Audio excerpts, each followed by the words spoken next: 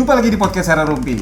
Mungkin Sobat Podcast pernah mendengar istilah kreativitas tanpa batas. Waduh, iya. Mungkin pernah mendengar kalimat seperti itu ya. Kalau buat saya pribadi, kalimat itu menandakan sebuah apa ya? Kalau buat saya pribadi itu seperti sebuah motivasi gitu ya. Karena saya sendiri senang tentunya dengan karya-karya yang ingin saya buat seperti itu.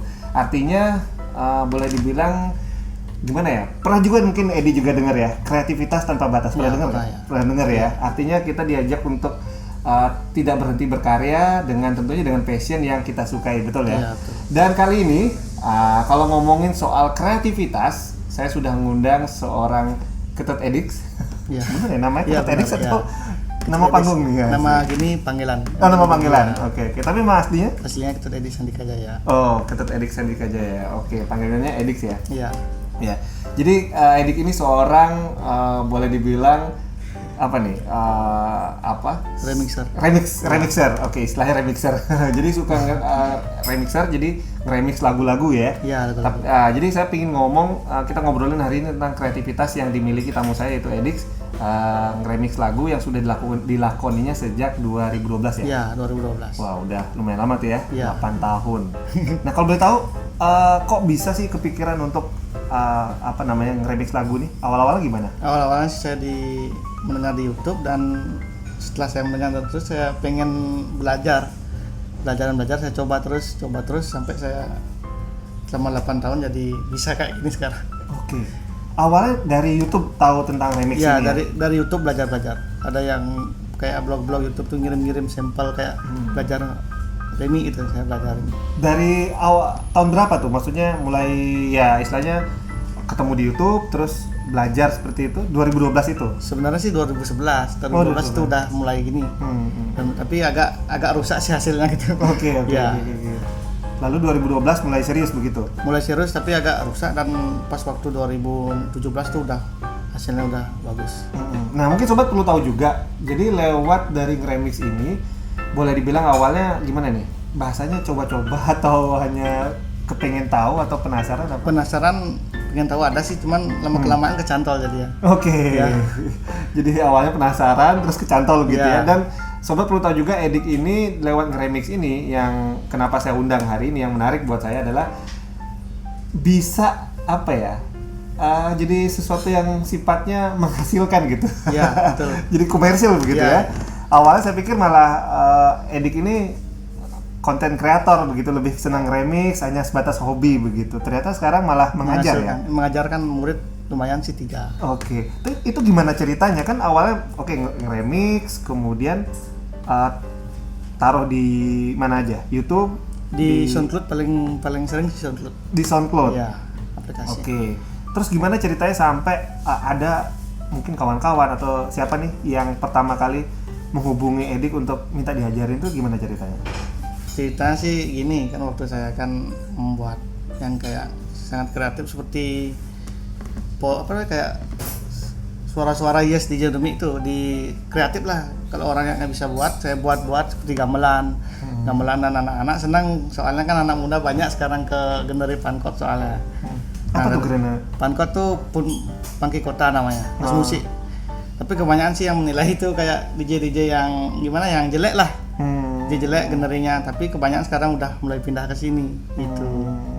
Nah, maksudnya terus gimana ceritanya? Mereka taunya dari mana tentang Dari karya-karya Edik itu? Dari Emang SoundCloud. Edik kenal? Oh, dari SoundCloud. Iya.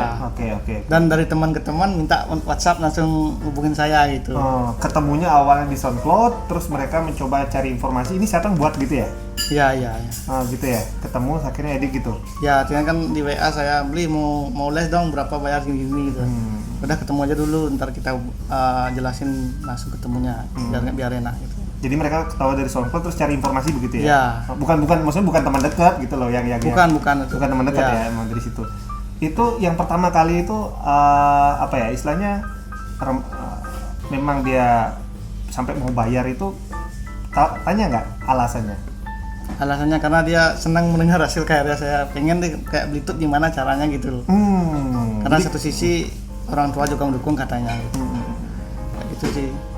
Selama sebulan ya les. Itu menentukan budgetnya gimana ceritanya? Ya dari gini, kalau yang mahal itu di gini apa namanya, di bahan-bahannya sama ilmunya. Tapi saya nggak sebutin. Oke, nggak apa-apa. Cuman balik lagi, waktu Edi coba penasaran, ini belajarnya otodidak berarti ya? Ya otodidak. Otodidak dari YouTube. Apa yang pertama kali Edi butuhkan begitu sampai emang senang musik gitu ya? Senang dengerin aja pertama. Senang yang denger, butuhkan oke. saya pertama sih laptop nih. Ya laptop, dan saya download aplikasi di YouTube, semua free juga di YouTube. Nggak beli. Nah kelamaan saya kan pengen lah tahu kok biar gimana caranya biar hasilnya memuaskan. Saya ketemu sama gini guru saya, Endro Chan namanya, tinggal di Pulau Selus. Nah dan beliau sudah tua sih, tapi diajarin saya cara biar hasilnya di sound mau bersih gitu, diajarin saya sampai sekarang saya masuk Energy DJ gitu. Dan jadi artinya memang ada masternya lah istilahnya. Ada di atas saya. Sudah umurnya udah tua lah namanya. Karena saking penasarannya Edi cari informasi tentang ini. Cari informasi ya. Terus belajar sama ini ya. Belajar sebelumnya sih saya gini, Bli. Saya kan coba menanyakan beliau gimana caranya supaya gini ya, bahasanya bang gitu ya. Segini. Ini caranya gini dan dilihat saya kreatif di gamelan karena saya orang Bali katanya. Iya. Mantap katanya, bagi dia bagus, direkrut saya di Energy DJ gitu. Itu namanya perkumpulan grup di seluruh Indonesia itu.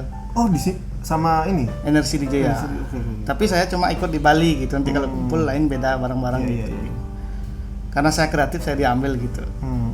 Dan jadi sekarang kayak gini gitu. Jadi belajar dengan siapa tadi nama masternya? Endro Chan. Ya. Oke. Itu selama berapa lama belajar waktu itu? Sama Endro Chan sih sekitar nggak sampai lah setahun deh. Cuman saya sering, bang kayak gimana caranya? Oh ini deh, ini caranya gini. Cuma nggak belajar full gitu loh. Soalnya saya kan sebelumnya di YouTube gitu. Cuma intinya saya tanyakan ke beliau. Jadi istilahnya semacam apa ya? Edik punya ide, kemudian kalau ngerasa sulit konsultasi gitu ya? Ya betul. Sumpamanya kan saya nanya ke beliau, bang ini susah gimana caranya, dikasih tahu beliau gitu. Terus apa namanya? Itu pakai aplikasi ya? Pakai aplikasi. Nah itu tahu pertama kali aplikasinya dalam arti emang waktu biasanya di YouTube kan ada deskripsi nih. Ya ada. Ambil dari sana atau memang minta mungkin ada minta konsultasi sama masternya, misalnya Endro Chan itu, bang ada nggak sih aplikasi yang artinya membantu saya punya ide-ide gini? Pertama sih saya di YouTube saya download banyak, cuman itu nggak perlu beli, kebanyakan bayar itu. Yeah. Nah setelah saya ketemu sama Endro Chan, saya kumpulin uangnya, saya bayar di sana aplikasi dan bahan-bahan yang ada beliau bawa gitu. Kesulitannya apa? Kalau kesulitannya sih di awal tuh masalah kunci chord lagu. Itu paling sulit, sama membuat melodi dan aransemen. Itu yang paling sulit. Nah setelah itu sudah bisa, yang paling sulit lagi itu cara memasterkan lagu, kayak seperti supaya nanti kalau anak-anak main tuh pakai lagu saya tuh biar hasilnya jernih gitu. Berarti masalah sound. Oke, sound dan proses editing berarti ya? Betul. Ya, editingnya berarti ya. Nah, kalau Edi sendiri nge-remix ini kan tadi dibilang sama master Endro Chan. Ya. Itu lebih ke gamelan. Memang beberapa musik saya dengar punya Edi kan ada gamelannya begitu ya, di remixnya itu. Itu kamu memang pilih karena saran dari master atau pada akhirnya pokoknya ini jadi ciri khas saya? Artinya Edi yang menentukan pilihan sendiri. Sering saya buat pakai gitu, cuman beliau memberitahu saya itu cocok deh, ikut pakai ini gitu. Itu aja kan, lama-kelamaan jadi ciri khas saya jadi. Iya. Oke. Kalau istilahnya tadi Edi bilang genre itu sebenarnya boleh dibilang, saya kurang paham soalnya kalau di remix ini. Kalau bisa ceritain dulu. Kalau genre pankot sih itu gimana ya, banyak sih orang yang tahu, cuman pankot tuh bisa pindah dia jadi. Kalau pankot tuh bisa masuk EDM bisa. Nah bisa masuk trap juga, karena pankot itu istilah campur lah, campur. Cuman kalau kita belajar ke EDM, jadi pindah pankot nggak bisa. Pankot tuh gabungan dari EDM, trap dan EDM tuh dan lain-lain. EDM maksudnya? Kayak elektro DJ musik dulu. Oh, Ya, oke. dan di klub tuh. Iya, iya, iya.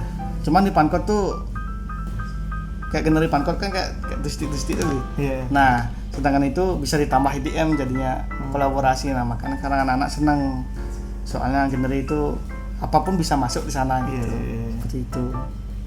Biasanya ada pilihan sendiri nggak dari Edik sendiri untuk lagu-lagu yang akan diremix begitu? Entah lagu pop, dangdut atau apa? Maksudnya ada pilihan sendiri nggak sih?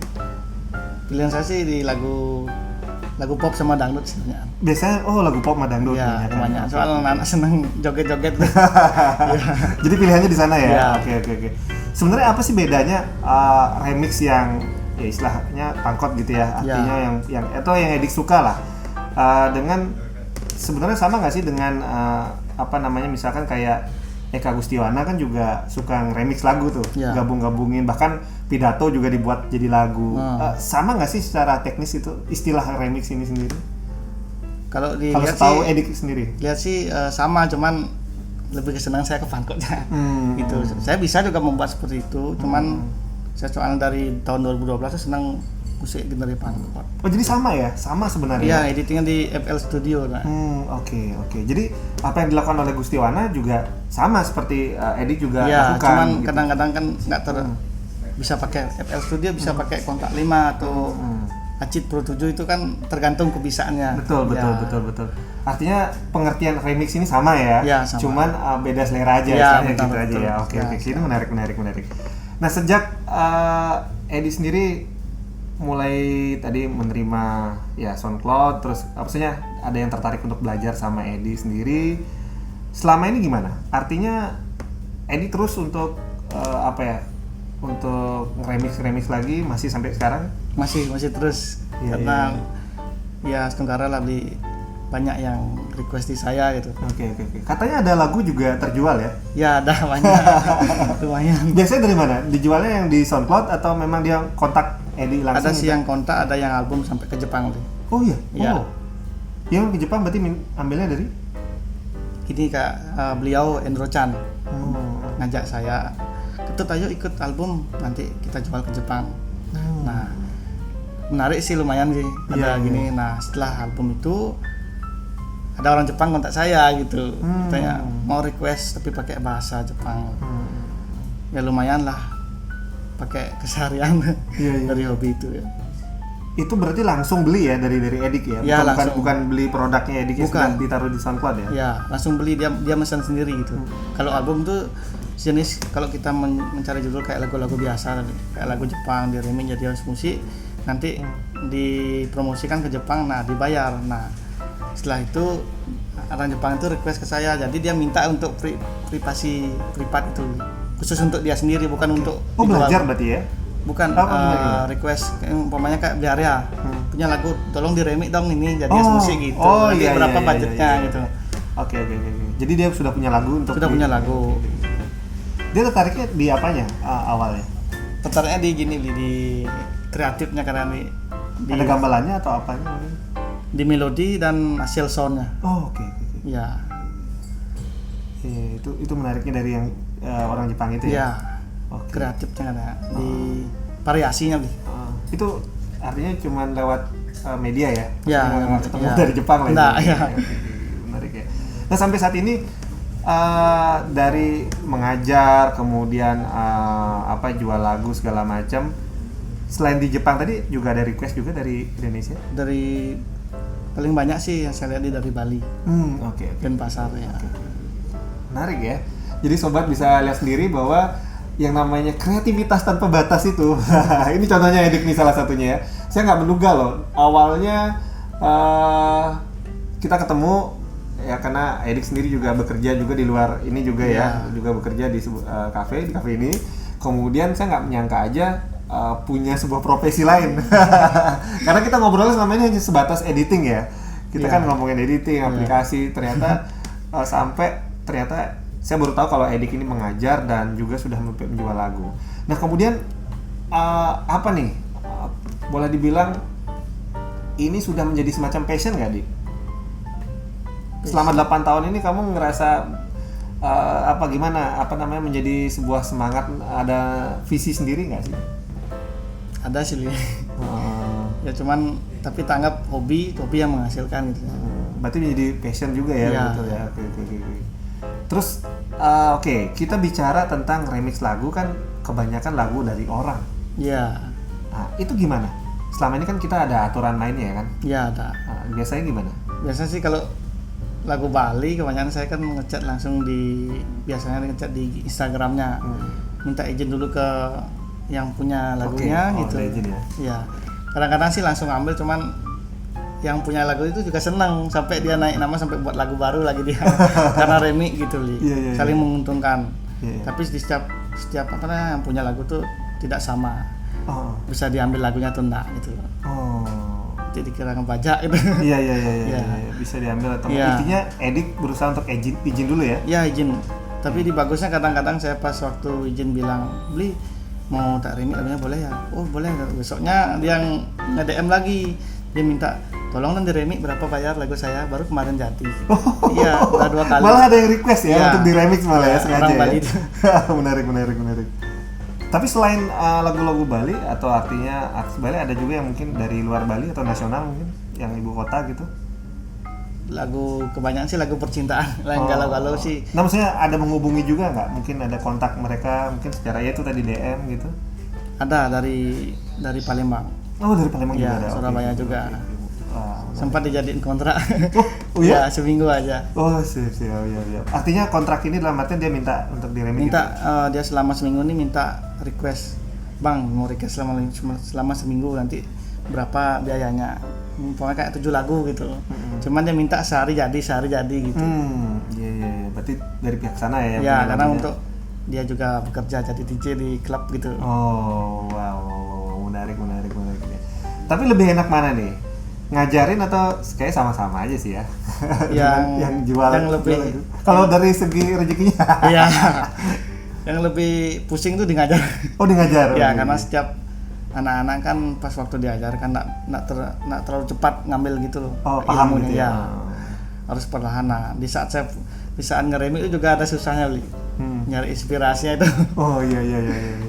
Biar umpamanya lagunya biasa, dibuat menarik sampai orang joget, gimana caranya gitu. Seperti itu. Selain tadi dibilang lagu pop dan dangdut, pernah kepikiran nyoba tantangan baru, misalkan lagu genre di reggae atau di Reggae. rock misalkan begitu? Reggae ada. Oh, reggae ada? Ya. Barat pun juga ada. Oh iya, untuk di remix ya? Iya. Oke. Terkadang anak-anak mintanya yang aneh-aneh lagunya. Iya, susah. Kayak apa tuh? Kayak lagu gimana ya? Genrenya kayak gimana? Lagi kayak barat susah di remix, tapi pengennya dibuat joget gitu. Oh, Ya. iya. Udah lagunya lagu sedih gitu. Oh iya. Iya. Itu ada kesusahan sendiri ya? Ada susah nih. Soalnya kan ini lagunya melo. Nah, sekarang dimuat buat joget gimana caranya? Orangnya kan ini bayar juga. Oh iya. Jadi semangat saya usahain sampai saya sempat sebelum ngeremix saya duduk dulu sampai mikirin gitu. Iya. Dan setelah dapat baru saya buat. Biasa sehari itu bisa 3 lagu 4 lagu saya buat. Oh, satu hari bisa 3 Iya. sampai 4 lagu? Wah, Iya, banyak kalau ya. full kalau libur itu. Iya. Ya kalau sambil kerja dari jam 7 pagi sampai jam 12 itu 2 lagu. Oh, cepat juga ya? Ya karena terbiasa. Oh iya. Iya, menarik. Jadi ini sobatnya, jadi banyak sekali kreativitas yang bisa kita lakukan, terutama apalagi di era sekarang ya. Ya. Dengan kemudahan teknologi, asal kita ya seperti Edik ini tadi bilang, dari YouTube bisa penasaran, kemudian dilakoni dan dipelajari Iya. sampai seperti sekarang ya.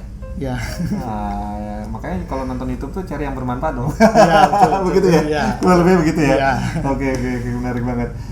Ya, ini semoga juga bisa menginspirasi buat sobat yang seneng dengan mungkin remix atau mungkin dengan banyak juga Iya, ya banyak. dari lagu-lagu itu bisa Iya. dibentuk seperti mungkin seperti Edik atau Eka Gustiwana atau Iya. siapapun ya, yang penting kita bisa pelajari dan Ya, baik betul, aja ya. betul. Lalu terakhir nih, apa udah 8 tahun menurut saya udah cukup lama, kedepannya gimana? Edik punya rencana lebih besar lagi atau ya sebatas ini aja? Cita-citanya pengen sih jadi produser musik. Oke. Cuman masih Proses ya. iya. Oke. Ketantangannya apa nih terutama untuk kesana? Edik ngeliatnya saat ini. Tantangannya sih masalah biaya dan gini li. Memang Butuh tim saya atau apa? selama 8 tahun sih udah belajar. Nah, cuman masih ada kekurangannya gitu. Makanya pengen belajar terus karena saya sering sih di YouTube sering nyari ya ini kayak bahan reggae. Saya coba dimasukin ke Pankot gitu. Gimana ya? Anak-anak senang gitu. Kayak gitu. Cuman sih di dalam remixer tuh saling banyak prosesnya? sih. Ya nggak saya sih remixer cuma banyak ada. Cuman ya kalau umpamanya sekarang kita punya nama dan yang lainnya belum punya nama, saling menjatuhkan gitu. Oh, Ya, oke. banyak. Ada kompetisi seperti itu ya? Banyak itu. Oh, Cuman sekarang saya nggak mau balas dengan gini, yang penting dengan karya. karya betul. Jadi nggak mikirin lah ya, Ya. tantangan itu artinya kompetisi seperti itu yang ya dalam artian kurang sehat lah istilahnya Ya, gitu ya. betul. Tetap berkarya aja Ya, pokoknya. tetap berkarya. Oke. Itu jadi tantangan juga ya. Ya banyak tentang. Oke, menarik. Ya ini jadi cerita yang menarik juga untuk disimak. Ternyata saya pikir enteng, istilahnya lempeng-lempeng aja jalannya. Iya. Iya. Tapi dari komunitas sendiri, mungkin pernah nanya, mungkin konsultasi dengan Master tadi, Andrew Chan. dari ya istilahnya permasalahan seperti itu, gimana biasanya ada pernah konsultasi nggak sama Andrew? Pernah sih nanya sama Gimana beliau. nih yang saling menjatuhkan ini gimana? Ini bang kayak hari ini udah deh berkarya aja terus. Apa saya support. Pakai lagu aja gitu maksudnya. Pakai lagu itu dalam artinya balas pakai lagu ya dengan kreativitas. Dalam kurung nggak boleh lah ada kata itu ketemu gitu. Iya, malah membalas dengan hal yang sama begitu ya, betul, ya. betul. Oke Didi sobat, siapa tahu nih buat sobat pingin juga gitu belajar nge-remix, bisa datang sama Edix. Mungkin ya biasanya kan kerjanya di Jalan Kamboja di cafe ini, bisa datang sini atau selain di sini bisa di rumah juga. Bisa di rumah juga ya. Atau nanti follow di Instagramnya ya. Iya. Instagramnya apa? Edik Santika 123. Oke, itu dia Instagramnya Edik Santika 123. Itu menarik banget ya. Jadi bagi yang suka nge-remix ataupun mungkin pingin belajar hal-hal yang lain ya, dalam artian terkait dengan editing musik, mungkin tanya aplikasinya atau apa gitu bisa. kan bisa juga Ya, ya, bisa. boleh juga ya. Oke. Yang jelas jangan pernah berhenti berkarya. Kalau sobat punya ide apapun, entah di bidang musik, entah di bidang yang lain, coba pelajari dan selami. Siapa tahu itu bisa menjadi sesuatu yang tidak hanya menjadi sebatas hobi, tapi bisa juga menjadi sesuatu yang produktif. Ya. Karena tentunya kedepannya kita bisa lebih mandiri lagi Ya, ya. betul. Oke. Sampai jumpa. Itu aja kita obrolannya saya dengan Edik hari ini. Sampai jumpa di episode yang lainnya tentunya di podcast Are Rupi.